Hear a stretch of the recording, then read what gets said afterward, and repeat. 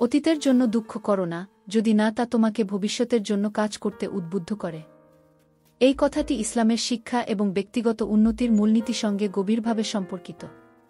কুরআনে বলা হয়েছে, তোমরা যা হারিয়েছ তার জন্য দুঃখ করো না এবং যা তোমাদের দেওয়া হয়েছে তাতে উল্লাস করো না। সূরাহ আল-হাদীদ ৫:৭-২-৩।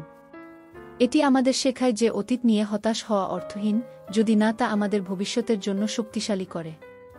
বরং ভুল থেকে শিক্ষা নেওয়া, আল্লাহর রহমতের আশ্রয় চাওয়া এবং সামনের দিকে এগিয়ে যাওয়া উচিত। রাসূলুল্লাহ সাল্লাল্লাহু আলাইহি সাল্লাম বলেছেন, শক্তিশালী মুমিন দুর্বল মুমিনের চেয়ে উত্তম ও আল্লাহর নিকট অধিক প্রিয়। যা তোমার উপকারে আসবে তার জন্য চেষ্টা করো। আল্লাহর সাহায্য প্রার্থনা করো এবং হাল ছেড়ো না। যদি কোনো বিপদ আসে বলো না, যদি আমি এমন করতাম। বরং বলো, এটি আল্লাহর তাকদীর এবং তিনি যা ইচ্ছা করেন তাই ঘটান। মুসলিম।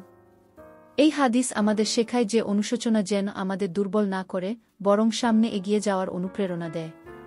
সুতরাং অতীতের জন্য কষ্ট পেও না, যদি না তা তোমাকে আরও ভালো ভবিষ্যৎ গড়তে সাহায্য করে। ইসলামের যে কোনো বিষয়ে জ্ঞান অর্জনের জন্য বা আপনি কোনো বিষয়ে ভিডিও দেখতে চান তা কমেন্টে লিখুন, আমরা সে বিষয়ে নেক্সট ভিডিও বানাব। আরও জ্ঞান অর্জনের জন্য আমাদের কাছে কমেন্ট করুন, সাবস্ক্রাইব ও লাইক করুন। অতীতের জন্য দুঃখ করো না,